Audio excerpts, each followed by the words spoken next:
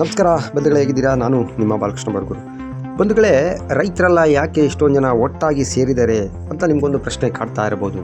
ಬಂಧುಗಳೇ, ಚಿಕ್ಕಬಳ್ಳಾಪುರ ಜಿಲ್ಲೆಯ ಶಿಡ್ಲಘಟ್ಟ ತಾಲೂಕಿನ ಜಂಗಮ ಕೋಟೆಯ 13 ಹಳ್ಳಿಗಳ 2853 ಎಕರೆ KIADB ವಶಪಡಿಸಿಕೊಳ್ತಾ ಇದೆ.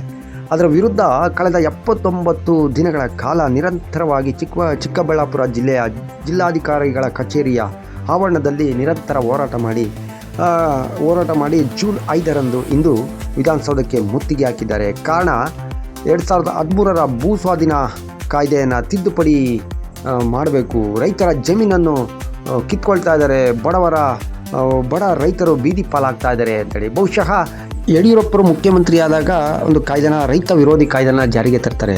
10 ಯೂನಿಟನ್ನು ಏನು ಜಮೀನನ್ನು ಪರ್ಚೇಸ್ ಮಾಡ್ಬೋದಾಗಿದ್ದನ್ನು 20 ಯೂನಿಟ್ನ ಪರ್ಚೇಸ್ ಮಾಡ್ಬೋದು ಬೇರೆಯವರು ಅಂತ ಹೇಳ್ಬಿಟ್ಟು ಕಾಯ್ದೆನ ತಿದ್ದುಪಡಿ ಮಾಡ್ತಾರೆ.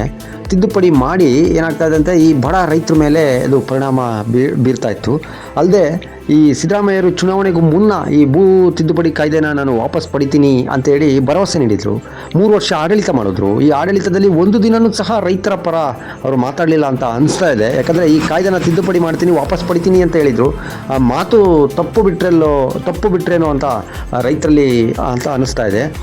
ಈಗ ಯಾರೇ ಮುಖ್ಯಮಂತ್ರಿ ಆದರೂ ಸಹ ರೈತರಿಗೆ ಯಾವುದೇ ರೀತಿ ಸೌಕರ್ಯನೂ ಮಾಡಲ್ಲ. ಬಟ್ ಪೇಪರ್ ಮೇಲೆ ಇರ್ತೈತೆ, ಇಷ್ಟು ಕೋಟಿ ರೈತರಿಗೆ ನಾವು ಅನುದಾನ ಕೊಡ್ತಿದ್ದೀವಿ, ಈ ರೀತಿ ಕೊಡ್ತಾ ಇದ್ದೀವಿ, ಆ ರೀತಿ ಕೊಡ್ತಾ ಇದ್ದೀವಿ ಅಂತ ಸುಮ್ಮನೆ ಪೇಪರ್ ಮೇಲೆ ಒಂದು ಆದೇಶ ಕಪ್ಪು ಇಂಕಲ್ಲಿ ಬರೆದಿರ್ತಾರೆ ಅಷ್ಟೇ. ಅದು ಬಿಟ್ಟರೆ ರೈತರಿಗೆ ಉಪಯೋಗ ಆಗೋಂತಹ ಯಾವ ಕೆಲಸಗಳು ಆಗಲಿಲ್ಲ.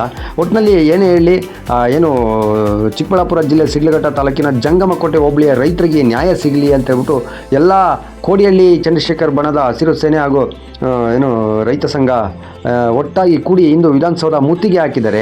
ಈ ಮುತ್ತಿಗೆ ಹೋರಾಟದಲ್ಲಿ ರೈತರ ಪರ ಇರಬೇಕು. DK ಶಿವಕುಮಾರ್ಗೆ ಇದೊಂದು ಅಗ್ನಿ ಪರೀಕ್ಷೆ. ಮುಖ್ಯಮಂತ್ರಿ ಆದ ಬಳಿಕ ಒಂದು ಕಡೆ ರೈತರು ಮುತ್ತಿಗೆ ಹಾಕಿದ್ರೆ, ಮತ್ತೊಂದು ಕಡೆ ಸಚಿವ ಸಂಪುಟದ ಸಚಿವರುಗಳು ರಾಜೀನಾಮೆ ಕೊಡ್ತಾ ಇದ್ದಾರೆ.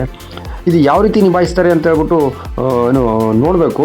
ಏನೇ ಆಗಲಿ ರೈತರ ಪರ ನಿಲ್ಲಿ DK ಶಿವಕುಮಾರ್ ಅಂತ ಹೇಳ್ಬಿಟ್ಟು ನಾನು ಈ ವಿಡಿಯೋನ ಮುಗಿಸ್ತಾ ಇದ್ದೀನಿ. ಯಾರೆಲ್ಲ ಈ ವಿಡಿಯೋ ನೋಡ್ತಾ ಇದ್ದೀರಾ ಶೇರ್ ಮಾಡಿ, ರೈತರಿಗೆ ಜೈಕಾರ ಹಾಕಿ ರೈತರ ಪರ ನಿಲ್ಲಿ ಅಂತ ಹೇಳ್ತಾ ಈ ವಿಡಿಯೋನ ಮುಗಿಸ್ತಾ ಇದ್ದೀನಿ. ನಮಸ್ಕಾರ. ನಾನು ಒನ್ಸ್ ಅಗೇನ್ ಬಾಲಕೃಷ್ಣ ಬರ್ಗೂರು.